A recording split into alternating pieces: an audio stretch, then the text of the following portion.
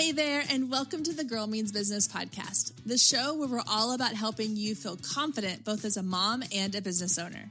I'm your host, Kendra Swalls, mom of two, former teacher, and full-time photographer and business coach. Each week, we'll discuss the challenges, success, and secrets that make you say, I can do this, because you absolutely can. So pop in those earbuds, grab your favorite snack, and let's get ready, because this girl means business.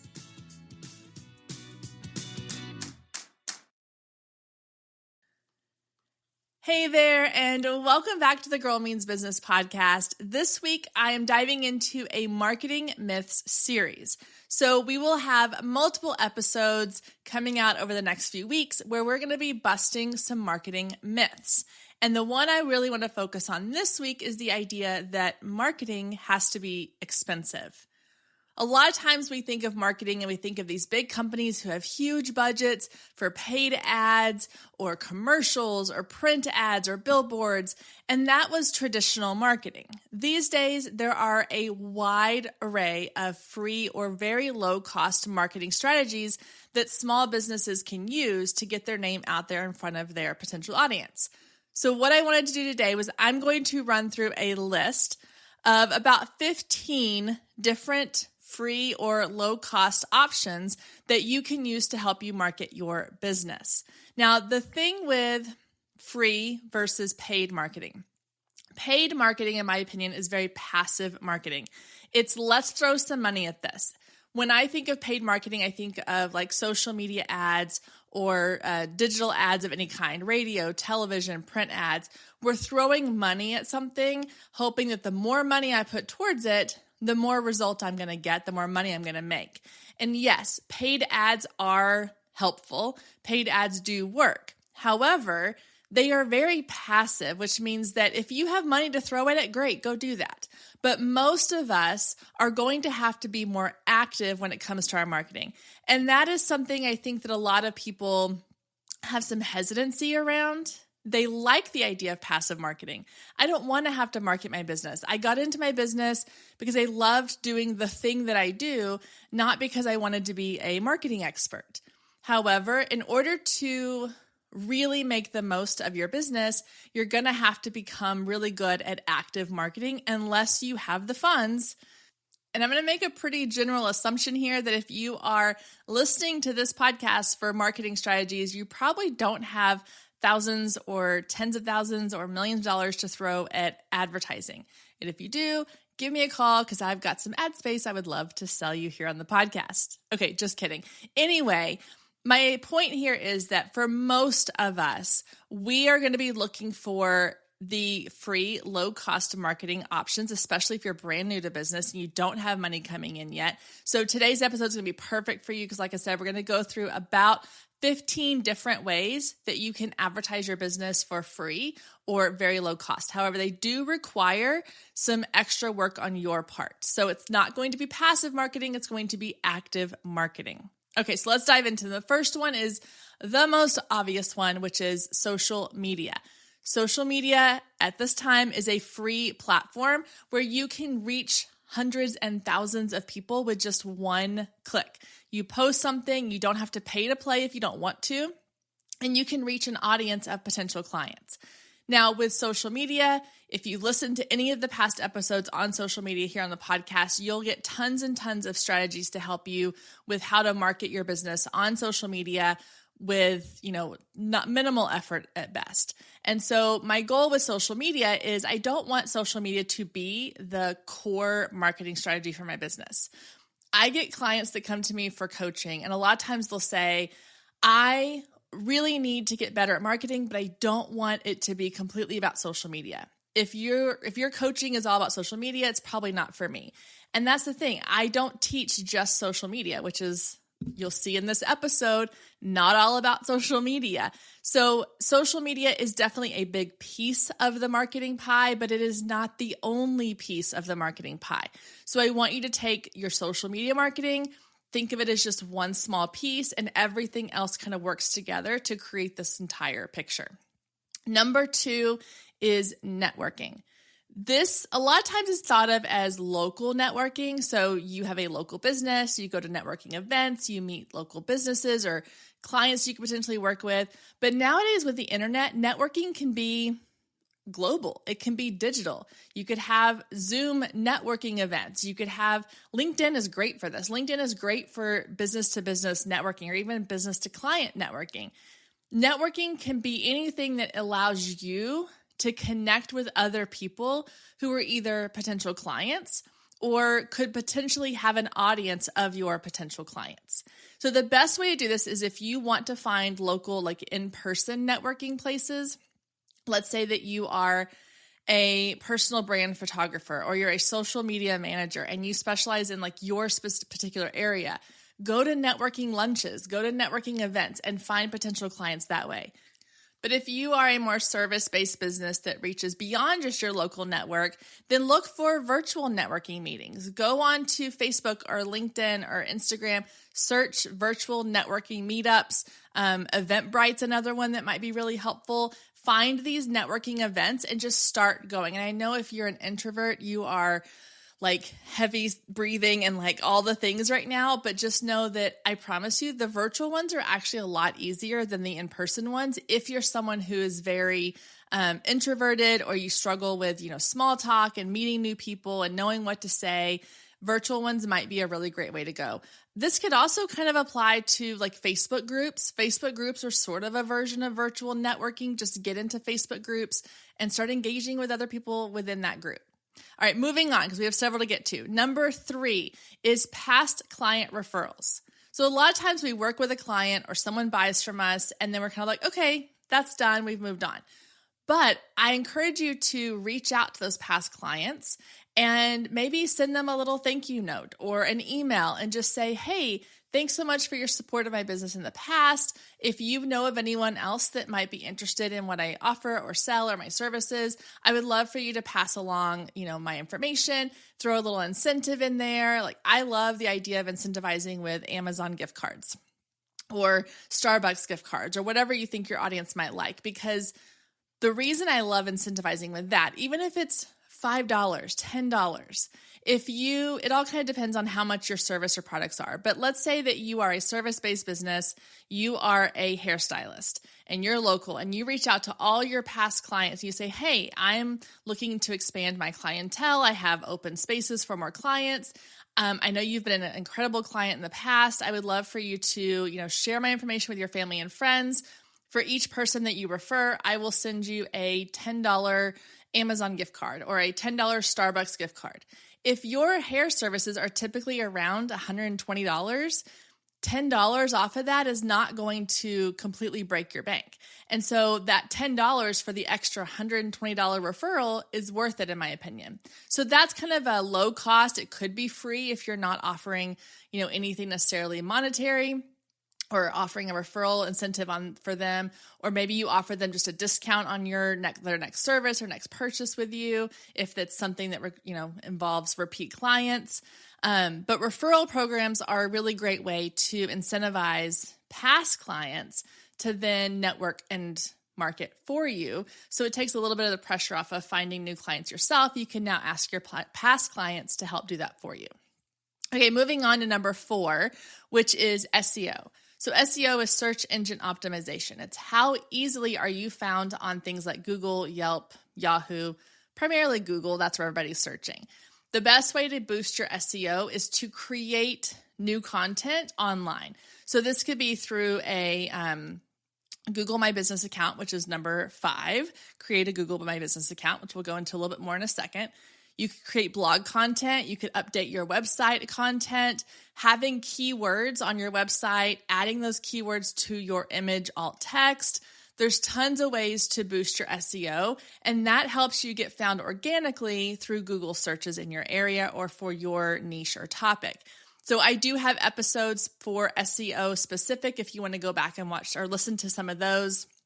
And that way you can dive a little deeper into SEO. I don't want to get into all of it in this episode because we do have a lot more to cover, and that would take quite a deep dive. So SEO is a really good one. That's an easy, free way to go and start getting more organic traffic to your website and hopefully clients booking or working with you.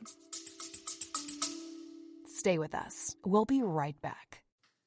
If you've been listening to the Girl Means Business podcast for any amount of time, then you know my love of email marketing runs deep. Not only is it a great way to generate new leads, but it's one of the most effective methods for nurturing warm leads and turning them into sales. Now, over the years, I've tested several email platforms, and my favorite by far is Flowdesk. Not only do they make email marketing simple and easy, even for the technically challenged, but they have everything you need to create stunning emails, capture leads, make sales, and automate the entire process, giving you time back in your busy day. And the cherry on top is you're only charged one flat fee no matter how many subscribers you have. So while other platforms will increase your price when you go over your pricing tier limit, Flowdesk has no price increases or hidden fees. If you're ready to give Flowdesk a try, click the link below in the show notes to save 50% off your first year. Let Flowdesk help you design emails people will love. Click the link below and check it out. I have a feeling you're going to love it just as much as I do.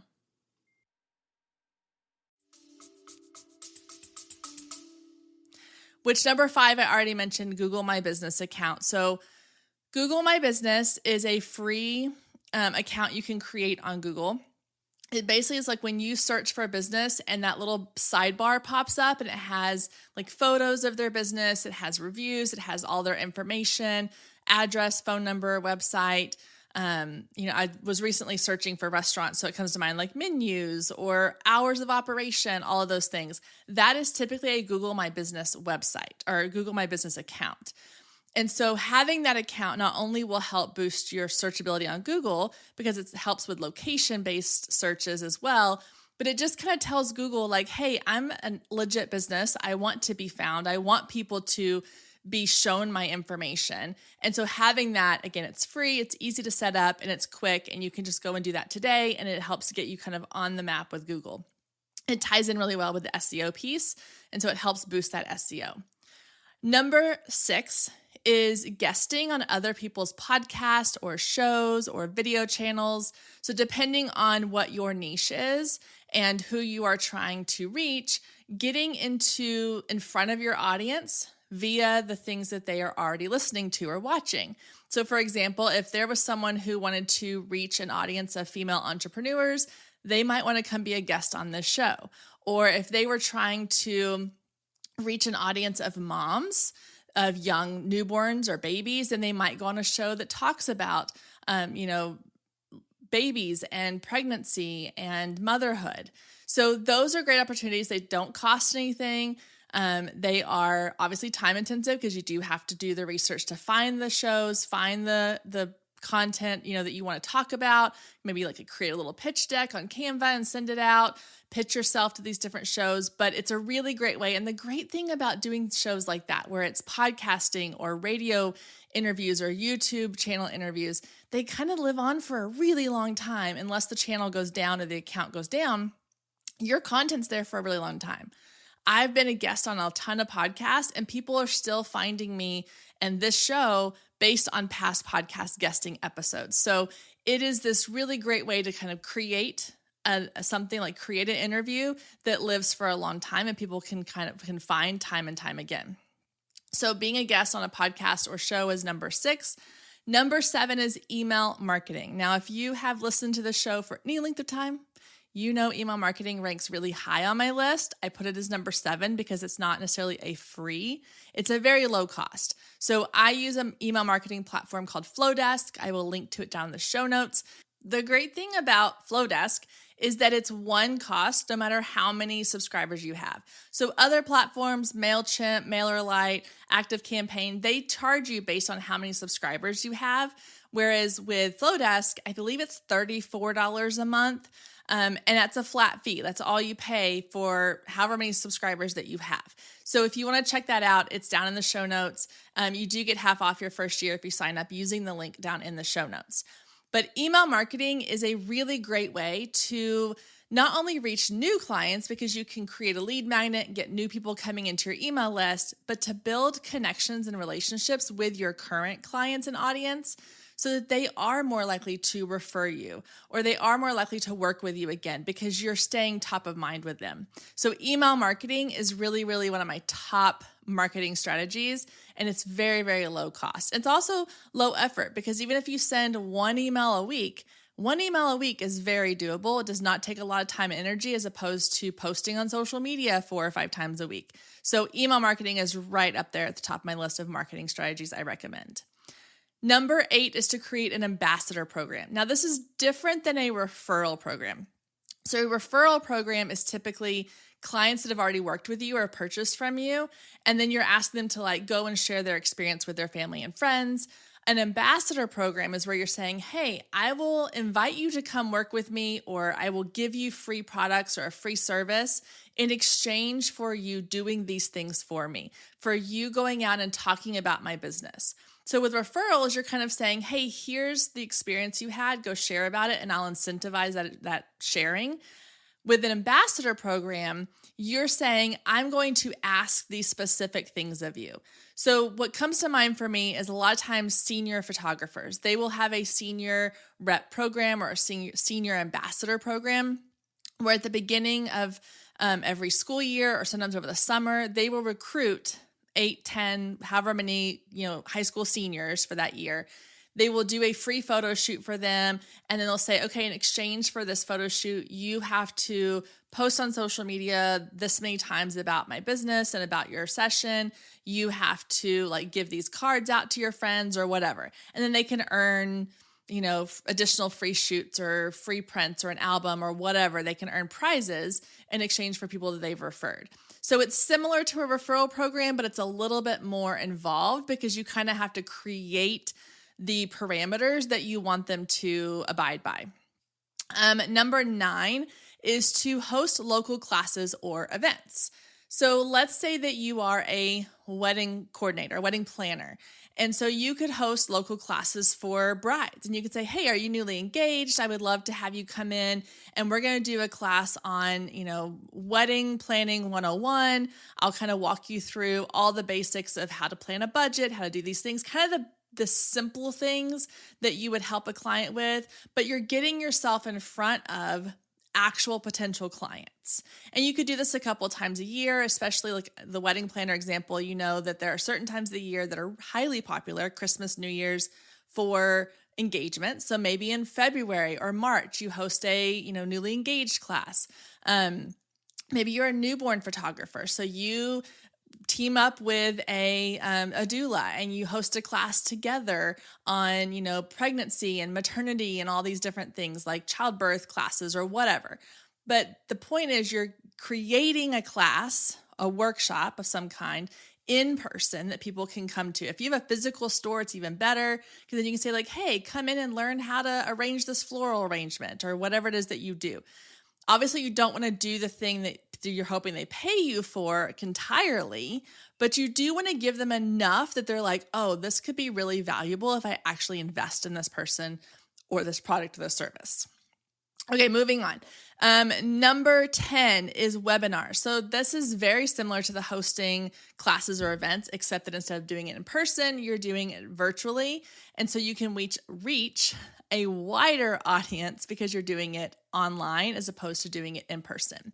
It could also be really more like educational as opposed to hands-on. But again, it helps you build your email list. It helps to get you in front of your potential clients.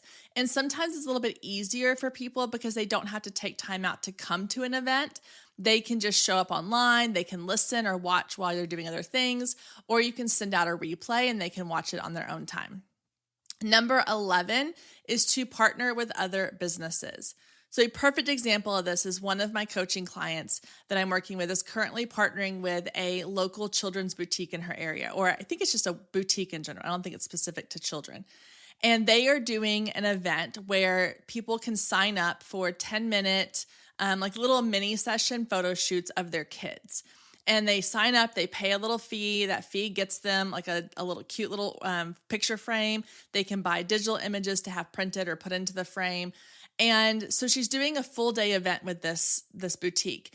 And they're working together. It's going to get people coming into the boutique that day to shop. It's going to get the photographer exposure and people get to see what she does. And it's mutually beneficial. And so when you're working with other businesses, you want to go into it with, okay, which is a business that's going to have my potential client, that's going to be enough of a draw, that's going to work well with what I do, and that's going to be beneficial to both of us. So if you have local businesses or even online businesses, you're like, hey, I think this could be a good partnership. You want to go into it with starting a conversation. You don't want to just jump in with, hey, I think we should partner up and do this cool thing. I think you should go into it with like, hey, I really love what you're doing. I think your store is really great, or your product or service is really amazing. Here's what I do. Ask them some questions about what they do, start a conversation, and then lead into, hey, I would love to look for ways that we could work together. Would you be open to chatting about that? And so that's a really great way. Again, it's basically free other than the time and energy to create that relationship and come up with a mutually beneficial plan. Number 12 are contests and giveaways. So this one is kind of low cost because you're probably going to have to come up with something to give away, but they're a great way to get new clients in. So with contests and giveaways, you want to be careful to make sure that you're not giving away like your top item. This is my personal opinion. If you're giving away your top item, let's say we'll go back to the wedding planner idea. If you're giving away your like top package of full day wedding planning coordination, then people are going to sign up wanting that full thing, which sounds really great until one person wins and everybody else goes away. So you want to offer something that's going to be incentivizing, that's going to incentivize your potential client. So if it's new brides, maybe it's a gift basket of some kind, or maybe it is a physical wedding planner or a digital wedding planner. Maybe it's a one-on-one consultation with you. And then the idea is that it leads them to then, like, even if they win, maybe they'll still book your package. And all of those who didn't win now have the opportunity to go, okay, well, I didn't win the planner, like the physical planner. I didn't win the one-on-one, but I can still work with her. And I've now been exposed to this really great wedding planner, and I think this could be a great idea. So you want to do contests and giveaways very strategically, and you want to do them sporadically. If you're doing one a month, it's going to kind of lose the luster. So you want to make sure that you're spacing them out so that you're not like cramming them all in, like maybe one or two a year. Number 13 is get listed on industry referral sites. So I thought of this one when it comes to photography, especially. I know there's other ones out there. There's real estate ones. There's, I believe there's something for like, wedding vendors and things like that. Getting listed on other sites, not only does that give you traffic to your site because people are going to be clicking on it, and it's really good to have your site listed on other things for SEO purposes, but it also gets you exposure out there to new audiences who may or may not already know about you. So do some research, see if there are lists like that in your niche or industry, and find out if there are ways for you to get listed on those sites. Okay, last two, 14 and 15. 14, create some branded swag. Now, I want you to think about if you are out shopping somewhere and you have a shirt on that has your information on it on the back maybe, and it says, Carol's wedding planning services, and it kind of has some cutesy thing on there. If a bride is out shopping and she's standing behind you in line at Target and she sees your shirt or your jacket, then like, hey, that's great advertising. They have really cool car decals you can put on your car window, or like magnets you can stick on the side of your car. So when you're out, this is actually how we found our pool cleaning service. I was out in my neighborhood one day and I saw another truck at someone else's house down our neighborhood who was having their pool cleaned, and their truck had all their information on it. I took a picture of it. I called them, and now they come out and service our pool for us. So little things like that, like having branded swag, I don't know a better way to say it, hats, shirts, magnets, jackets, stickers, pens, things you can hand out to people, business cards, or even swag. Anything that has your information on it that you can easily hand out or that people can see is going to help you get new clients. You never know who's looking. You never know who's around you. So always kind of have that in the back of your mind of, okay, if I'm out and I do have my branded logo shirt on, someone might see it. They may not, but someone might. Same thing with like putting stuff on your car. Okay, number 15 is trade shows. So trade shows are going to cost a little bit of money because there's usually an entry fee, and then you have to have, the setup and all that kind of stuff. But I have found that for certain industries, trade shows, wedding shows, women's expos, all those kinds of things, even like setting up at a conference, they usually have a trade show attached to a conference. Those can be really good for helping get in front of your ideal client. Again, I would not necessarily recommend doing these once a month because they can get pricey, and then it's a lot of just like setup and small talk and things like that. If that is working for you, then go for it. I know a wedding photographer that she does one really big bridal show every year, and then that's how she books out for the whole year. And so that investment in that one bridal show has been like key for her. That's her one big marketing investment for the year. And it does get her enough clients to book out for the majority of the whole year. So those can be really helpful. Okay, I'm not going to run down the whole list again because that's a lot, but a couple of key ones I want you to take away from here is that yes, social media is a great free marketing tool. Just don't make it your only marketing tool. Look at networking and client referrals are a great way, free way to get your name out there.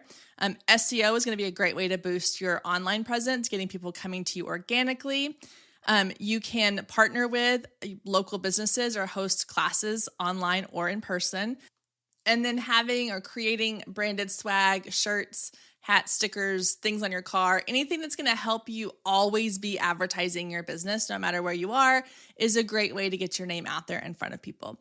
So I hope that you find this list really helpful. I would love for you to let me know which of these you want me to dive a little deeper into. You can head over to Instagram at Girl Means Business and send me a message. Let me know or comment on the post for this podcast episode. If you're watching this on YouTube, you can just drop your comment down below and let me know which of these topics, which of these strategies would you like to learn more about, and I'll make sure to cover those in future episodes. All right, guys, I hope you enjoyed this. Have a great week, and I'll see you back here next week. Thanks again for tuning into this week's episode. Don't forget to leave a review and follow us on socials at Girl Means Business. See you next week.